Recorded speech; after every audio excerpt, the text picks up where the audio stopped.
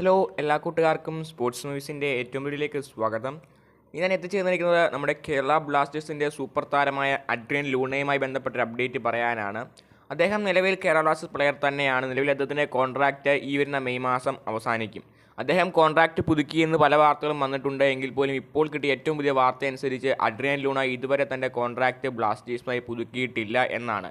നിലവിൽ ബ്ലാസ്റ്റേഴ്സ് ആകട്ടെ താരമായുള്ള contract extend ചെയ്യാം എന്നൊരു ഓപ്ഷനുണ്ട്. അത് ബ്ലാസ്റ്റേഴ്സ് ട്രിഗർ ചെയ്തു. പക്ഷേ താരം ഇതുവരെ അതിനനുസരിച്ച് കോൺട്രാക്റ്റിൽ ഒപ്പിട്ടിട്ടില്ല എന്നാണ് അറിയാൻ കഴിയുന്നത്.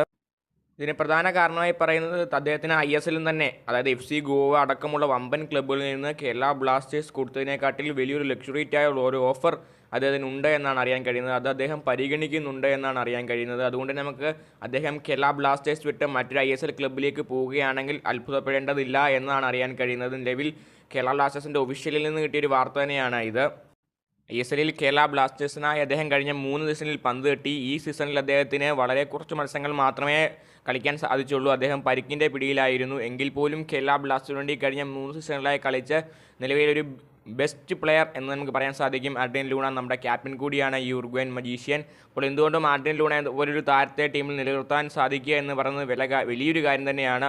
ഇപ്പോൾ കണ്ടനറിയാം അഡ്രിയൻ ലൂണ കളിക്കുമോ ഇല്ലയോ എന്ന്. ഇപ്പോഴത്തെ റിപ്പോർട്ട് പ്രകാരം ഇതുവരെ അദ്ദേഹം കോൺട്രാക്റ്റ് പുതുക്കിയിട്ടില്ല. ഏത് നിമിഷവും അദ്ദേഹം പോവാം, അതല്ല എങ്കിൽ കോൺട്രാക്റ്റ് പുതുക്കാം എന്നാണ് അറിയാൻ കഴിയുന്നത്. നിലവിൽ എന്തായിരിക്കും സംഭവിക്കാൻ അറിയില്ല. കാരണം കേരള ബ്ലാസ്റ്റേഴ്സ് കൊടുത്തതിനെക്കാട്ടി വലിയൊരു ഓഫർ തന്നെയാണ് FC ഗോവ പോലുള്ള മറ്റ് 2 ISL ക്ലബ്ബുകളാണ് അദ്ദേഹം ഓഫർ കൊടുത്തിട്ടുള്ളത്.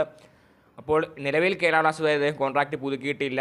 അപ്പോൾ കണ്ടനറിയാം എന്തായിരിക്കും നടക്കുക എന്ന്. അപ്പോൾ നിങ്ങളുടെ അഭിപ്രായം നിങ്ങൾ താഴെ കമൻറ്റ് ചെയ്യൂ. അടുത്ത വീഡിയോയിൽ വീണ്ടും കാണാം.